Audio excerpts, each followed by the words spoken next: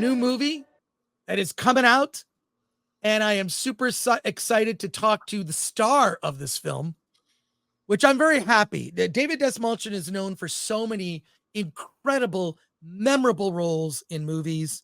You first remember him in The Dark Knight in 2008, where he played one of the Joker's henchmen. He was interrogated by Batman and Harvey Dent. He was in Dune Part 1 as Piter de Vries, the Mentat.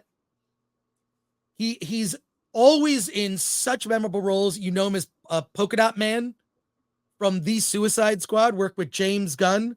I'm hoping somehow David makes his way into the DC universe. He is now the star of a film called Late Night with the Devil, which is about a 1977 live television broadcast that happens over Halloween, and things go horribly wrong. It is a horror film that I have seen. It is incredibly original, bizarre. David he plays this late night TV show host. The character's name is Jack Delroy, who has this colored history, and it's this fateful night on Halloween. David's here to tell us all about it. And friend of the show, David Dastmalchian. Dude, so good to see you. All right, man. Hey, let's put you front and center. Hi, Chris. Hi, Alan. Hi. Hey, David. Yeah, I gotta tell you, I saw this movie last year at South by Southwest. You were there. It was incredible in a packed audience, for crying out loud. It was so awesome. It was amazing. So fun. That was such a fun night. Oh man, I'll never forget that. Is it coming to theaters? The movie's coming to theaters, right? March 22nd. We're in theaters, like 500 screens, I think, around this country. So there's lots of places to see the movie. So get your friends together and get a group together and go. And I'm trying to bop around and pop in and see, people in the theaters where it's playing. And then in April, we will be going to Shudder, which is, you know me, so it's definitely one of my favorite, if not my favorite streaming service, because I'm such a horror nut. And I'm really proud of the film. I'm so glad you guys dug it. I think that it's unlike anything I've ever gotten to do before. And it's unlike anything I've really ever seen before. Our mutual friend, Kevin Smith, when he watched it, he said that it was like Rosemary's Baby meets Network. And I was like, that is such a rad hybrid comparison. But it's, it's like when they sent me the script, I remember thinking, like, who thinks of Dave Dastmalchian to be a talk show host? Like, talk show hosts are charming and comedians. He's like, the monologuing is such an important part of being a talk show host. But as an actor, you know me, you know how much I love the challenge of getting to figure out how to get inside of a character, how to make something work.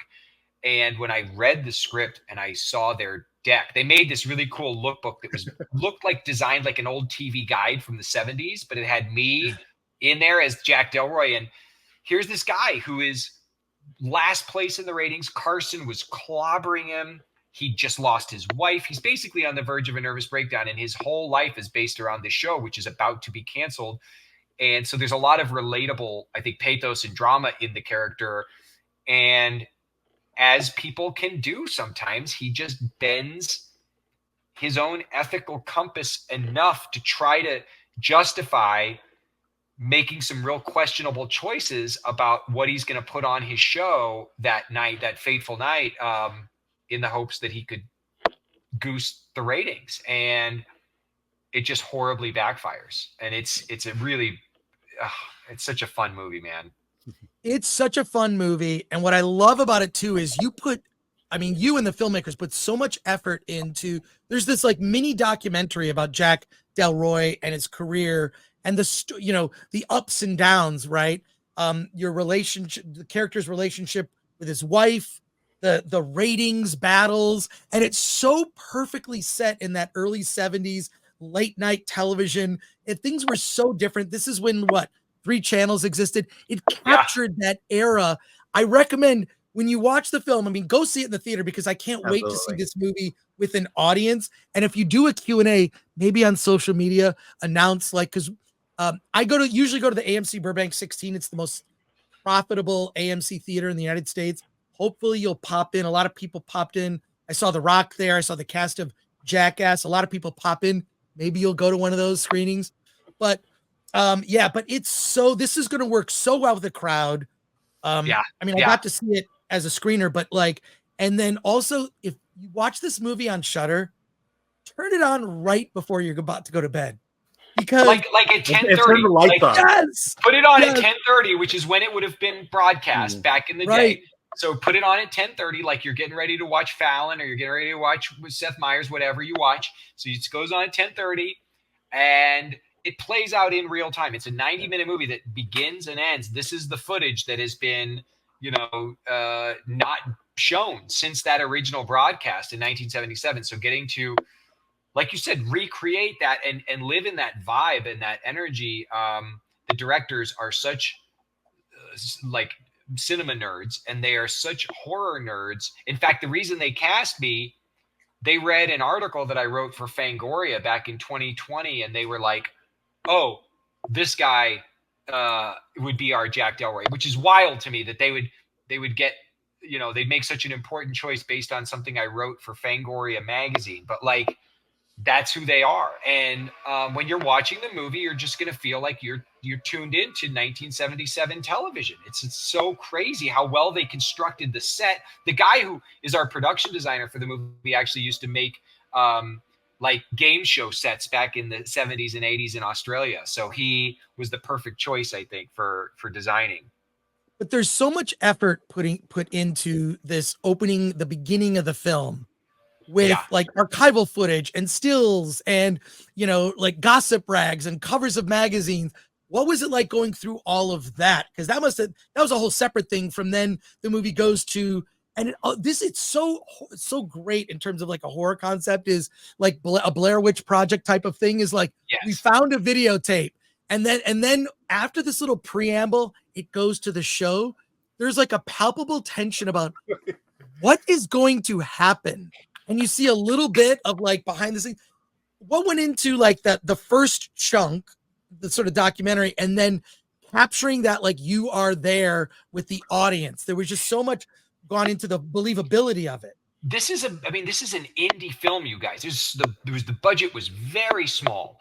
I am so impressed with how the fellas shot all that footage of the documentary style stuff that shows Jack Delroy and what led to that fateful night was stuff that they shot on Super 8 and on their own cameras, like running around trying to recreate a version of LA and New York of the 70s with we were going into like cafes in Melbourne and like just trying to like take pictures, make it look like paparazzi photos. And then this was such a stroke of genius to do the voiceover for the documentary stuff. They got Michael freaking Ironside. I know all of your fans watching the show right now will know who Michael Ironside is. And the fact that he delivered that speech so perfectly was like the cherry on top to me of how kick-ass their approach was to making the movie. So then we go to make the movie, and they got me. They had a live band who was so awesome. The guys playing throughout, which you would have if you were doing a talk show. We didn't have the full audience every day because that would have been expensive, but there a number of the days, like when I'm doing the big monologue or when things are going haywire, we had an audience full of people all dressed in like Halloween costumes because it's the Halloween episode. As an actor, that stuff is so helpful, like getting to look out and see real people staring back at you and feeling that the tension and the suspense of being in live television. Dude, it was amazing. Chris, you're muted. Sorry about that. You've got like a ton of questions before we go to the audience questions. Like one thing I want to point out about you, which I just because like we're commenting on all the stuff behind you, you've got so much legit nerd stuff around. I mean, you're more than just an actor. You're also a producer. You started a company.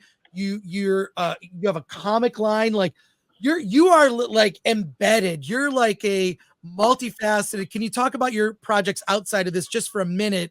And then we got to go to so many questions in the chat. So I've been collecting comics obviously my whole life. I love comics and I love old horror magazines and horror comics. And I am very proud to be in now the 3rd volume of Count Crowley. She's now a mediocre midnight monster hunter, which is published by Dark Horse Comics. Issue 3 is hitting stands very shortly. And I'm so proud of it. I'm so proud of the book. I'm so proud of what we've been able to accomplish. I have my own company called Good Fiend Films. We're making, film, television, live, interactive, and publishing stories, all told through the lens of genre. So horror, science fiction. I think that we can wrestle with really big and powerful ideas through that space, depending on anything from indie horror to high concept sci-fi. And I'm really proud to. Good Fiend is one of the co-pros on Late Night with the Devil. I also helped to produce the Boulet Brothers Halfway to Halloween special this past year. We're working on several really cool projects in different spaces. And then coming out later this year, I've got a new comic that I partnered with Todd McFarlane and Image. It's called Knights versus Samurai, and we're going to be making a big announcement about our first issue drop soon. The art is insane. It's so cool, you guys. I'm so excited about that. And real quick question before we go to the chat, because they're on fire right now. Right above your head, I see a little sign that says "Fear is the Mind Killer." Obviously, you were part of Dune Part 1, which I saw twice in theaters and IMAX because they re-released Dune Part 1. Part 2 I've now seen twice. Have you seen Dune Part 2 yet? I have not. I'm so excited to see it. I'm dying to see it. I'll be first in line. I'm traveling and doing press right now for Late Night with the Devil, but I'm going as soon as I possibly can. I can't wait. I've seen some behind the scenes stuff, and I've seen a lot of concept images and stuff that I've got to take a look at, but I haven't seen anything more than the trailer that everybody else has seen. But as we all know, fear is the mind killer. Fear is the little death. We gotta. I mean, guys, Denis is the genius. I'm telling you, from everything I know, Dune 2 is just a magnum opus masterpiece, and I'm so freaking excited. Did you miss not being there? Of course, Alan. What do you think? I know. I was like, did I really have to die in Part 1? But yeah, it's still cool. It's still cool to feel like this film series, I'll always get to have been a part of it. I have that for the rest of my life. I'm so proud of the fact that I got to be a part of, and obviously, just like other characters that I've loved playing. Polka Dot Man obviously had a really bad run-in with Starro, but the fact that any future iterations of the Suicide Squad, or how brilliant Peacemaker the series is, or anything else that comes from that, I always feel like Polka Dot Man is connected in some way to that world. And so I feel that way with Dune. I had a shot at getting to manifest a character who I love so much in Piter, and I love the way that first movie turned out, and I think the second film is just another giant leap forward for him. And also, you were in. I mean, God, you've just done so much. Oppenheimer was fantastic. Yes. I ran into you actually at where they had the symphony. That was that's right. That was such an amazing night, man. That was such a great night. That was fascinating. Yeah. But I gotta ask. So James Gunn likes to work with people he likes, and you're you were a part of the Suicide Squad. I don't see any reason why you can be such a chameleon as an actor. You couldn't just be in the new Superman Legacy. I mean, I don't. Is it? I think his script is done, but it's never too late. I can just, maybe I'll just show up on set and just try and sneak in the back there somewhere with background. But yeah, I'm dying to see what James does with Superman. I'm so excited. All of us nerds we're so lucky that we're living at a time when James Gunn gets to shape the future of DC Studios, and that his mind is orchestrating, and him and Peter are getting to really put all the pieces in play to give us a universe that I think is going to just be like nerd crack. A lot of questions in the chat. Oh my God, there's a lot. Yeah. I'll try to get to as many as we can. And then you're going to have to tell me when you got to go. But let's start with this from a member for a month here. Question for David from Alistair Campbell. Out of all the great roles you have played, which one did you have the most fun making and why? And your thoughts on Dune Part 2. We kind of got the Dune Part 2. My thoughts on Dune Part 2 is it's going to be a masterpiece. I can't wait. Just based on what I've seen in the trailers, I think that the new castings are out of this world. I'm so excited to see Bautista, who's one of my favorite actors, get to go to town and hopefully get some vengeance in honor of what happened to poor Piter. Harkonnen's need to dominate. And one of it's hard for me to say the most fun because I've had so much fun making different things, but I really I look back on getting to be Abner Krill, the Polka Dot Man in the Suicide Squad, and all of the friends that I was surrounded with, and all of the joyful moments of discovery that we had being under James's guidance was something that I think about it often and I smile. It was a really beautiful time. And James is, family to me. He's one of my best friends. And so having my kids around and getting to go, see these actors who I've admired and look up to for so long, like Idris and Margot and Joel, et cetera, and all of them becoming such good friends was really special. Red French Moon for €5 says, I always love you in movies. How do you find balancing going from big budget to smaller budgeted films? Is the mood the same regardless of the size of the set? I really think it is, Red French Moon. I feel like whether I'm doing theater for 50 people in a storefront in Chicago or I'm making an indie film like my movie Animals or All Creatures Here Below, where we've got a crew of 15 tops and we're running around trying to make our days with very tight budgets, or I'm on the set of a Dune or an Oppenheimer or a Suicide Squad. The work is the work is the work. It's story, character. When you're in the hands of a director who's guiding you with a vision that he or she is confident in, and that they've created an atmosphere where you can be safe, being as vulnerable as you need to be to tell the story, it's all the same. I love going back. I feel like I wear two skis in Hollywood. I go back and forth from the micro budget indie art house world to the big studio stuff. And both of these things inform one another. The biggest difference, I think, as a filmmaker, as a writer, I'm not a director, but I do write and I produce. In independent cinema, where your audience is skewed differently, I do feel less of an obligation to answer questions that I pose in the films that I want to make. I feel comfortable posing a question and just kind of leaving that answer open for the audience to carry away. If I'm making something, let's say a little more commercial, a bigger budget studio type project, I think there is something important in that kind of narrative experience to pose a question and have a strong answer for it that you could really land people with in the journey of, like, let's say Joseph Campbell narrative traditions, where it's like, we're entering the forest, we're going to find our amulet, we're going to find our thing, we're going to go fight the dragon, and we're going to land on an answer. That is the biggest difference to me between big studio and indie art house stuff. Can you talk about the directors you worked with on Late Night with the Devil? From what I got from South by Southwest, they seem like two really cool dudes. They are such cool dudes. Colin and Cameron are so awesome.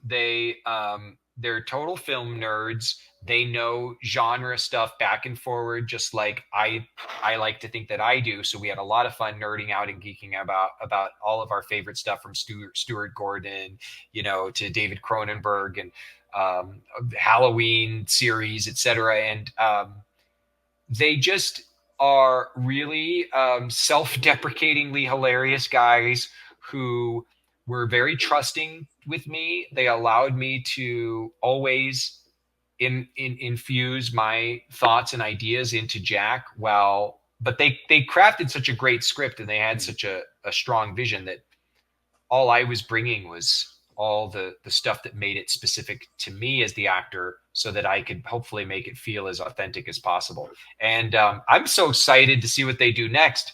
They've made some really kick-ass movies, and I think Late Night with the Devil is their best achievement yet. So I'm super excited for American audiences to really discover them and see where they're going to go next.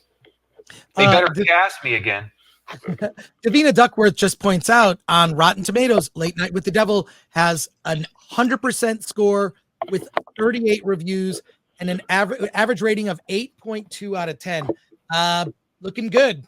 Looking good. And then that's nuts, you guys. That's wild to me. I'm just enjoying it for the moment. I learned a long time ago to not put too much stock in what the critics say about your work, because if you believe the good stuff, then you also have to believe the bad stuff. And here's a funny story on that note.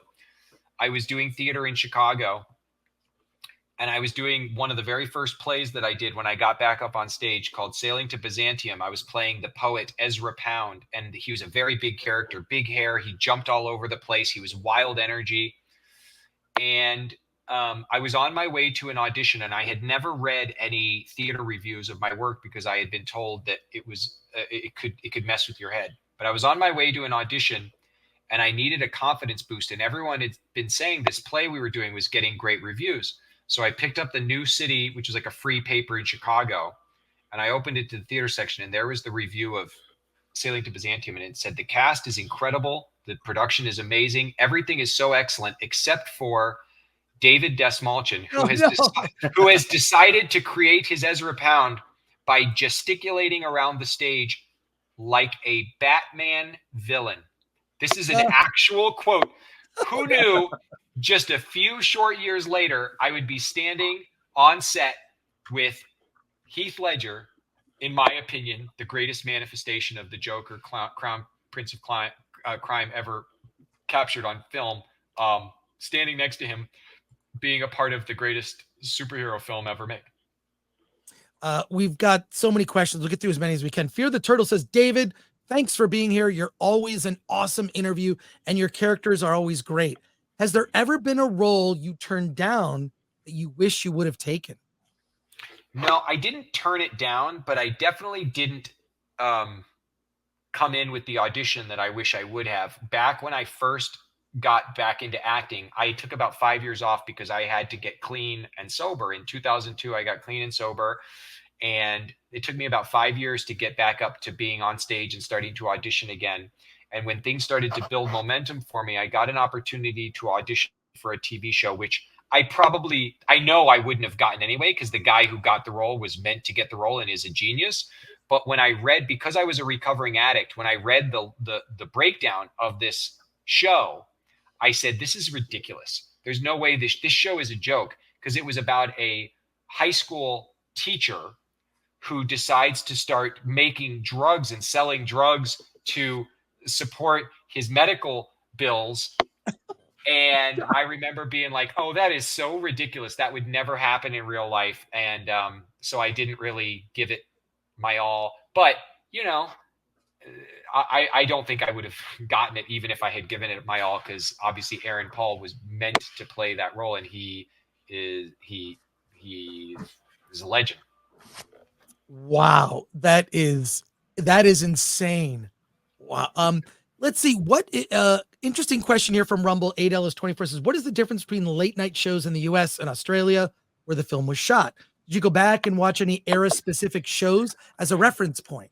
So the biggest key to me, because I watched hundreds of hours of late night talk shows when I was prepping for the role. I would watch old Johnny Carson, old David Letterman, old Conan, and then contemporary shows. But I was watching a guy named Don Lane, who was one of the biggest talk show hosts in the history of Australian television. And in the 70s and 80s, he was their Johnny Carson. And Don Lane, what was different about him, because the format was very similar. In fact, you may have seen, there's a very famous interview of Don Lane with Tom Waits that a lot of people say was possibly an inspiration for Heath Ledger when he was prepping the Joker. I don't know if that's true, but it's an interesting interview. So Don Lane did have a proclivity for things of the unknown and supernatural. So he would occasionally have on like the guy who said he could bend spoons with his mind, or the psychic who said they could talk to the dead.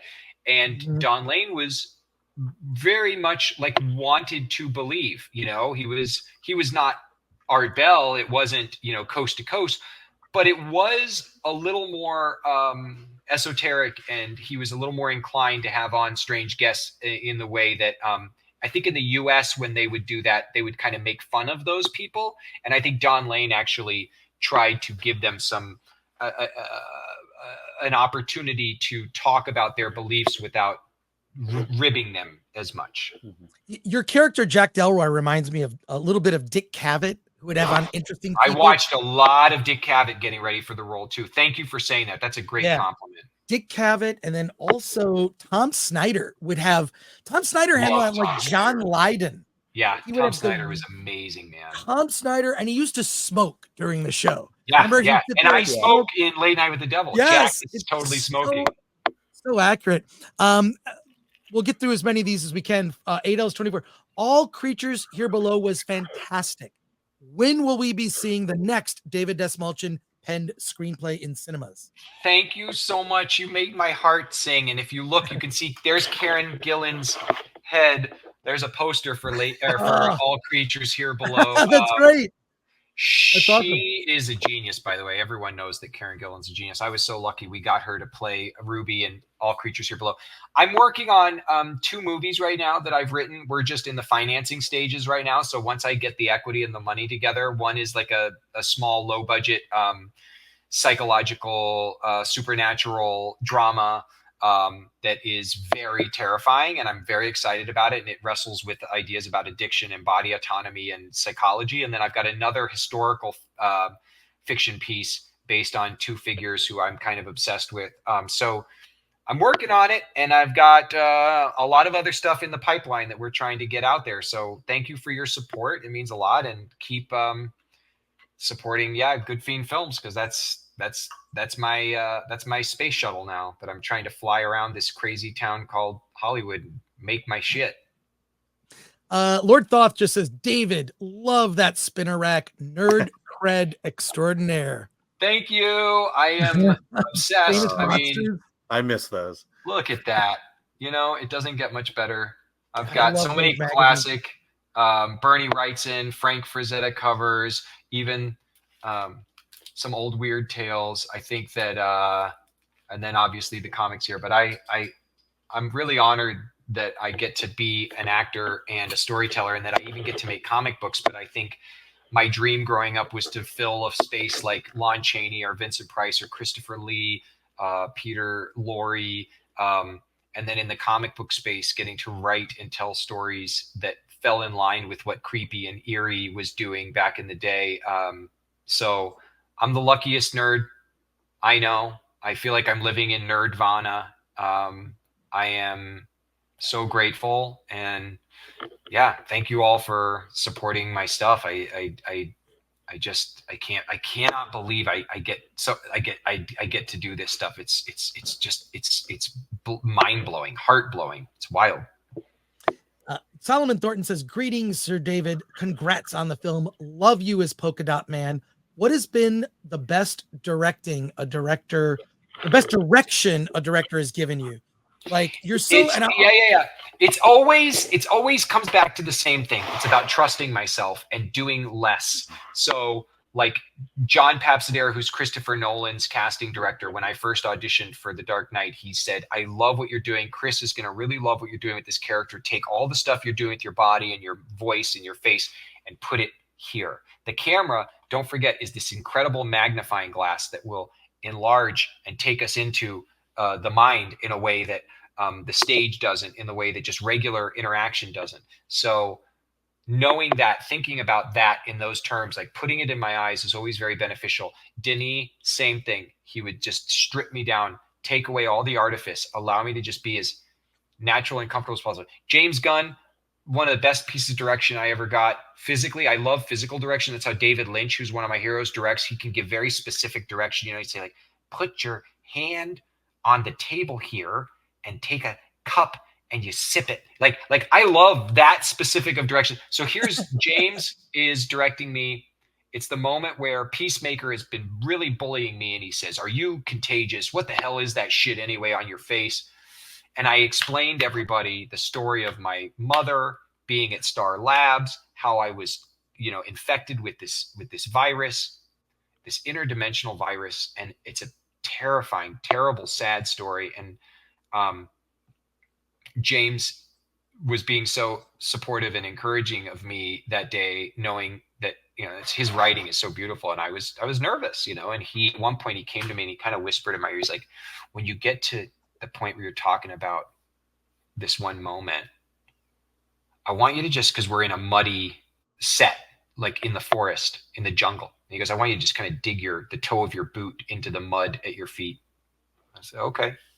So we're doing the scene, and I get to that point in the speech and I just do what he said, which was just dig my toe in the dirt, in the mud.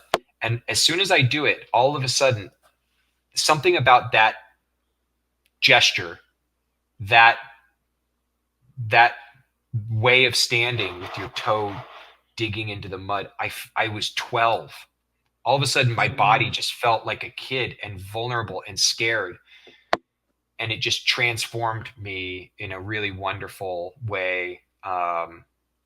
That's the genius of someone like James, who can hone in on something that specific and detailed.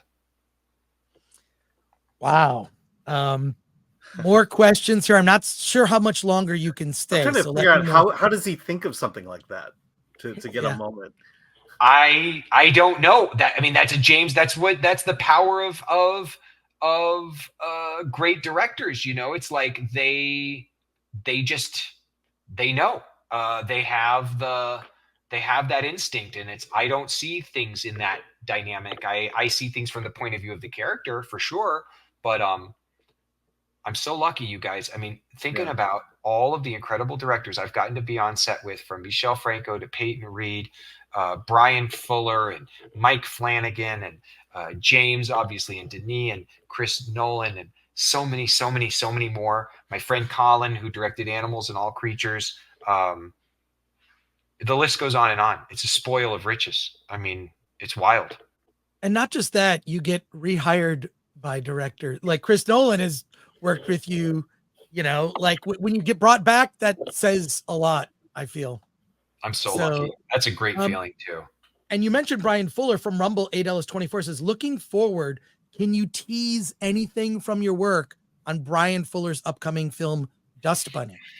You guys, it is like movies they just don't make anymore, and fans are gonna flip out. It's so cool. It is so transcendent of the way that most filmmaking these days needs to get boxed into these really tight, easy to pump out kind of criteria, whatever places, and it's got the energy and the magic of everything from Gremlins to City of Lost Children, you name it. It's got this incredible dynamic and relationship between this wonderful little actress and the genius Mads Mikkelsen. Sigourney Weaver doing work that I have never seen her do in her career. It's so awesome and cool. And a number of other actors and performances that I think are going to really blow people away. But for me, it was yet another fantastical, weird, beautiful character that I've never gotten to play before, who is pivotal to the story in a really cool way. And I am so lucky that Brian, who's like a brother to me and one of my closest friends, that we finally got to work together on something, and that it was something this special. I think it's gonna be it feels like a classic in the making to me. Let's see. From Clues says, I'm curious how actors pick what movies they're going to do nowadays. A good script can't save a bad director. A bad director can't be saved by a good script. Seems like playing lottery, but I feel like, David, I've said this about you. You're a good luck charm. I feel like when you're in a movie, you already know it's a good movie. And I love when you will turn up randomly in a film and oh, wow, I know it's going to be good. Yeah, I'm so lucky, you guys. I wish that I could say that I have so intentionally crafted my IMDb journey in some way. I am as a working actor. I'm not a movie star. I am a working actor.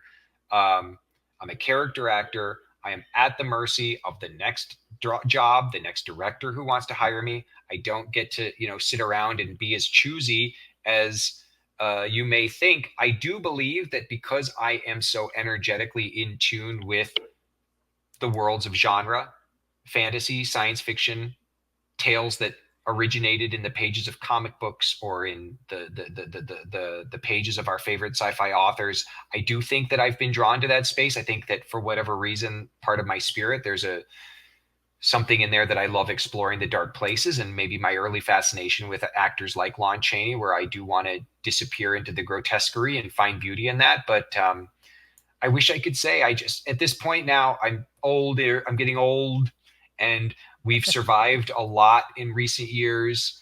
And I just want to spend time on sets with people who treat others with kindness and who create a safe space where you can be as vulnerable as you need to be. So that's my biggest thing anymore. If I get the opportunity and someone offers me a job, I try to do my research into finding out, like, what's this person like? I'm going to go spend a couple months with them. How do they treat people? What's their working philosophy? Do they yell and scream? Because if so, I don't care if it's going to get me an Oscar. I'm just, life is too short. My mental health is too important. I want to be the person that I know I can be. And to do that, I have to really advocate for, you know, the wellness of my brain as an artist and just as a dude. So that's what I'm trying to do. And if anyone's curious, the comics behind me are relegated by top shelf is all DC. The second shelf is all Marvel. The bottom shelf is all independent. So you've got Dark Horse and IDW and Image and you name it. And I am running out of room. I mean, these are getting real heavy. I gotta. That's awesome. Love a long box. Let's see. Suns and Shadows asks, I think we got time for maybe 2 more questions. Suns and Shadows says, what would be your favorite films that inspired you to get into acting and directing? Any key influences? I have never directed. I don't direct, but into acting and writing, I would say the films that inspired me range from the classic masterpiece, The Muppet Movie, because I love adventure stories like The Wizard of Oz, where a group of friends all meet up and go on an adventure together and have to collectively face their fears. The Texas Chainsaw Massacre, 2001: A Space Odyssey. I think a lot about the first foray into horror films that I experienced, which includes Oliver Reed and the Hammer film Curse of the Werewolf, the Wolfman from Universal, as well as all of the early Todd Browning stuff. I think that Jekyll and Hyde, the original, from the 20s, is a masterpiece. Invisible Man, Claude Rains, you never see him on camera except for like 30 seconds in that film, and it's just so good. And I love so much cinema. I love all the Cassavetes stuff. I love the big sprawling epics of the Spielberg era. I think that some of our leading filmmakers of today motivate me, inspire me. I'm huge fan of, here's a movie I love so much. If you haven't seen it, I highly recommend you guys get out and see it. Lynn Ramsey's Ratcatcher. This was actually a gift from Karen Gillan. She didn't know that I already owned it when she gave it to me. And I said to her, that movie makes me want to make movies. Wow. Lots. Anything by David Lynch, Mulholland Drive and Lost Highway and Blue Velvet is, I think, just one of the best things ever made. I love it so much. Classic. And then a question here from Clute says, the Late Night with the Devils, the movie title on screen. How to send fan mail that the guy would actually get? Pumped to watch it. Do you have a way to send you fan mail? I do. I have a fan mail address. I'll be looking it up while we're talking. And then what did they say about Late Night with the Devil? I forgot. Something nice. Excited to see it. It was just like how to send you email. Send me fan mail. Sure. I'll tell you. Okay, ready? You're gonna send fan mail to Dastmalchian fan mail, 2328 Citadel Way, Suite 103, number 219, Melbourne, Florida 32940. And I get all the letters, all the pictures, all the gifts. My incredible stepfather definitely goes through stuff to make sure that any of the not nice stuff doesn't have to make its way to me. But it's been a joy. People, find out that I'm a collector of, I collect old vintage Halloween records. I've always been collecting those, and weird, obscure horror comics. And it's amazing having a fan mail. I can't believe that people want to send me letters in the first place, but then that they sometimes send me cool stuff. I'm the luckiest nerd I know. I mean, next James Gunn. James Gunn is he is truly floating in nerdvana right now. He is making a Superman movie while running DC Studios, while getting basically to, and I mean, he's lived his whole life for this experience. Like and we're so lucky for it. Well, we'll put a link in the description for the address so that people will get to see it. And then last thing, someone says, what's the release date? I think you mentioned it's March 22nd. March 22nd in theaters all around the country. So please look for it. Late Night with the Devil, and please share. I think our trailers and teasers are really cool. We've got a major trailer dropping in the next few days. That is a kick-ass trailer. It's so awesome. It's the final trailer that we're going to drop. It's playing in theaters now. The trailer is, I believe.